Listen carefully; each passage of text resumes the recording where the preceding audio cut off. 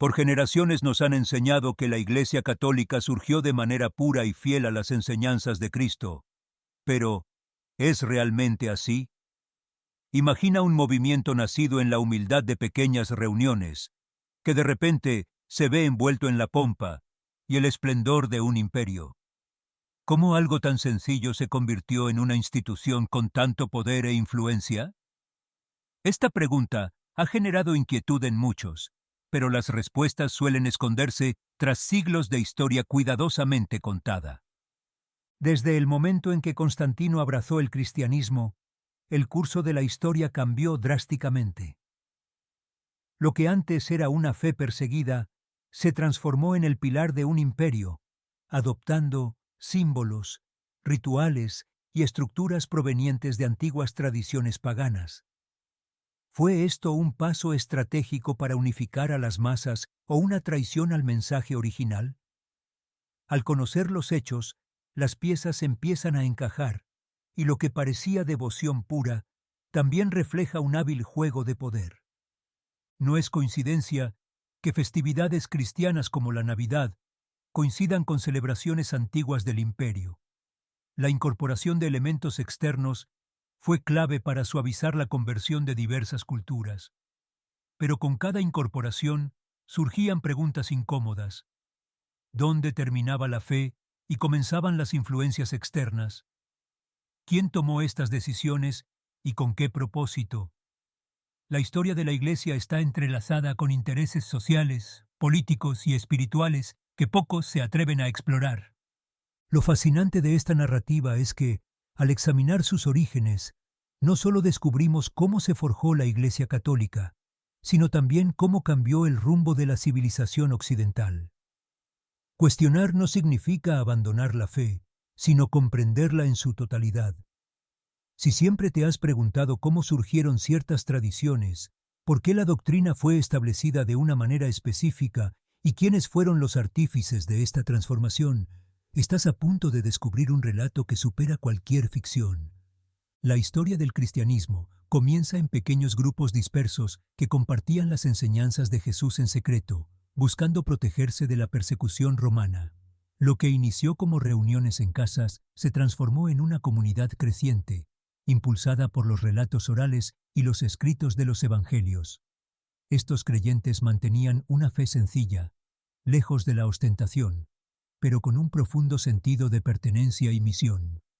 Algunos líderes emergieron naturalmente, organizando el culto y estableciendo un sentido de unidad en tiempos de incertidumbre. A medida que las enseñanzas cristianas se difundían, surgió la necesidad de mayor organización. La doctrina comenzó a estructurarse para evitar desviaciones y mantener la coherencia en las creencias, lo que llevó a debates entre diferentes corrientes. Las cartas de Pablo desempeñaron un papel crucial en este proceso, ya que ofrecían instrucciones claras sobre cómo debía comportarse la comunidad de fieles. Así, los primeros pasos hacia una institución más formal se establecieron lentamente, cimentando las bases de la futura Iglesia. Un punto clave en esta evolución fue la creación de normas comunes, como el bautismo y la Eucaristía, que simbolizaban la entrada a la comunidad y la comunión con Cristo. Estas prácticas fortalecían la identidad del cristianismo y separaban a los seguidores de otras corrientes religiosas y filosóficas. En Antioquía se les llamó por primera vez cristianos, un término que denotaba su identidad única dentro de un imperio lleno de creencias diversas. La persecución sufrida por los cristianos durante siglos les otorgó un sentido de resistencia y propósito, preparando el terreno para algo más grande. Aunque el camino fue doloroso, cada sacrificio alimentó un movimiento imparable. La transformación de una fe clandestina en una entidad organizada sería solo el inicio de su consolidación histórica. Todo cambiaría con la llegada de un emperador cuya influencia alteraría para siempre la relación entre el cristianismo y el poder político. La figura de Constantino marcó un antes y un después en la historia del cristianismo. Antes de su llegada, los seguidores de Jesús vivían en la sombra, siempre bajo la amenaza de persecución. Sin embargo, en el año 313 d.C., con el Edicto de Milán, Constantino legalizó la práctica cristiana, convirtiendo lo que antes era clandestino en un camino permitido y protegido por la ley.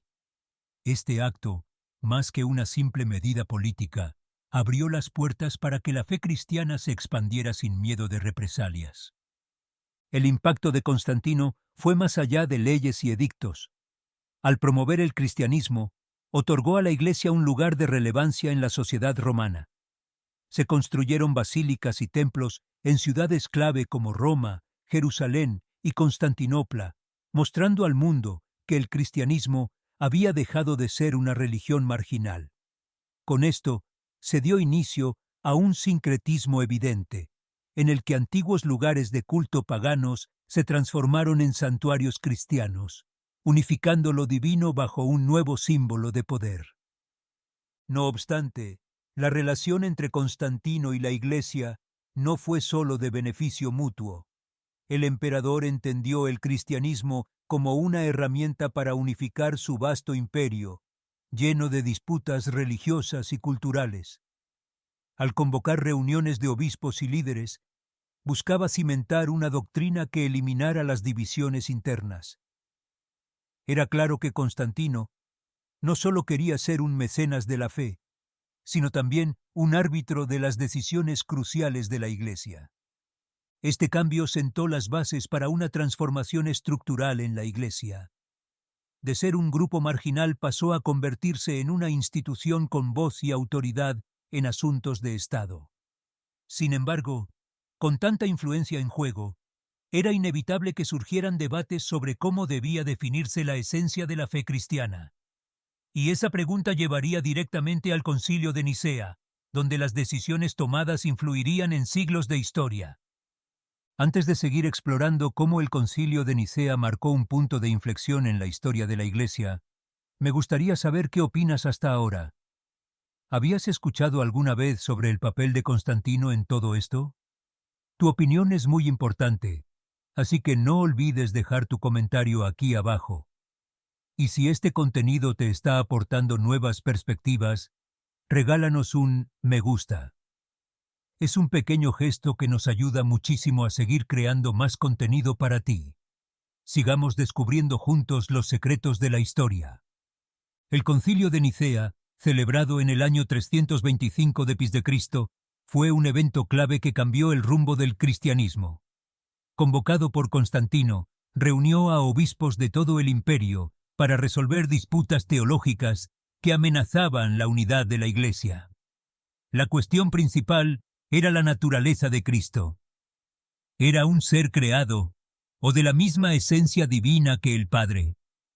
La respuesta a esta pregunta definiría la doctrina cristiana y, con ello, la identidad misma de la Iglesia. El resultado fue la condena de las enseñanzas de Arrio, quien afirmaba que Cristo había sido creado, y por lo tanto no era igual al Padre. El concilio adoptó la expresión homoousios, de la misma sustancia, estableciendo que Jesús era consustancial al Padre. Este término, aunque técnico, fue esencial para unificar la doctrina y sentar las bases del credo niceno, una declaración de fe que aún recitan millones de cristianos en la actualidad. Sin embargo, el Concilio de Nicea no solo trató temas teológicos, también se abordaron cuestiones organizativas, como la fecha de la Pascua y la jerarquía entre las sedes episcopales. Estas decisiones buscaban estandarizar las prácticas y evitar confusiones entre las diversas comunidades. Pero detrás de estas decisiones había un trasfondo político. Constantino necesitaba un cristianismo fuerte y unificado para mantener la paz en su vasto imperio.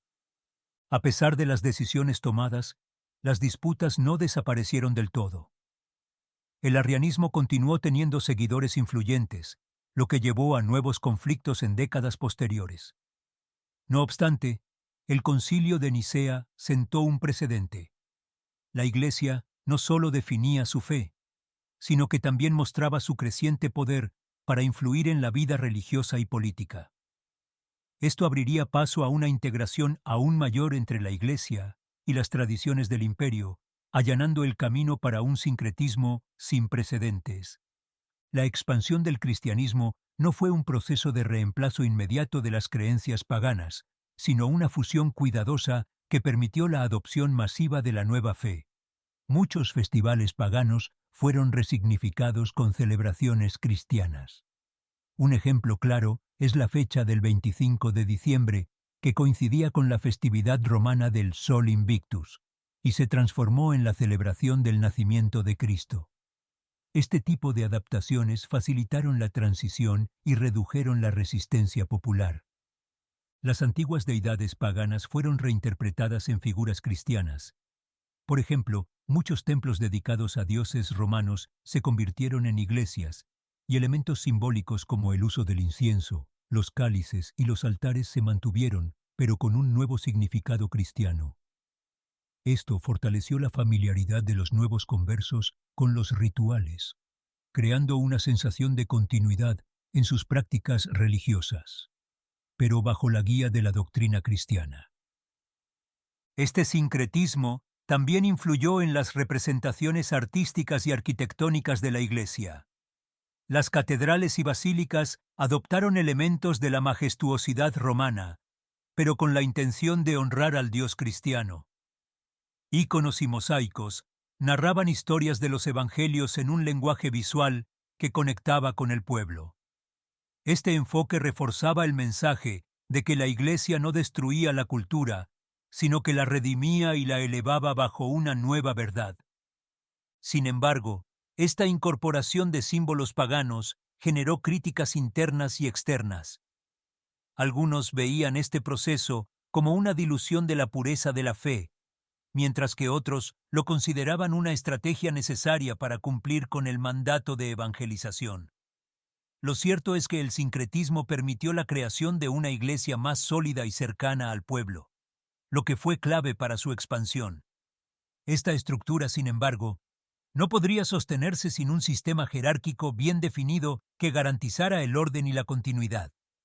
La jerarquía de la Iglesia Católica se formó como respuesta a la necesidad de mantener la unidad y el orden dentro de una comunidad cada vez más extensa. En los primeros siglos, los líderes locales, conocidos como obispos, dirigían las comunidades y se encargaban de preservar la doctrina. Roma pronto se convirtió en un punto de referencia debido al legado de Pedro y Pablo, fortaleciendo la idea de que el obispo de Roma, el Papa, tenía una autoridad especial dentro de la Iglesia. Esta estructura jerárquica se consolidó mediante la creación de diferentes roles eclesiásticos, como los sacerdotes y los diáconos, quienes asistían a los obispos en sus labores. El papel de cada uno de estos líderes era clave para la administración de los sacramentos y la enseñanza de los evangelios. De esta manera, se establecieron las bases de un sistema en el que cada nivel tenía funciones específicas, pero todas apuntaban a un mismo objetivo: preservar y expandir la fe cristiana. Con el tiempo, la jerarquía se fue organizando de manera más compleja, con la creación de concilios y sínodos que permitían la toma de decisiones colectivas sobre cuestiones doctrinales y organizativas. Estas reuniones reforzaban el poder de las figuras clave de la Iglesia, al mismo tiempo que mantenían el control sobre las regiones más alejadas del imperio. De este modo, la Iglesia se convirtió no solo en una guía espiritual, sino también en una autoridad administrativa con un alcance impresionante. La jerarquía eclesiástica, sin embargo, trajo consigo debates sobre la distribución del poder y la centralización de las decisiones en Roma.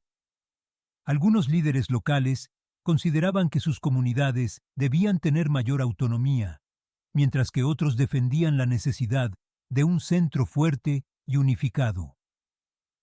Estas tensiones marcaron la historia de la Iglesia y allanaron el camino para futuras controversias.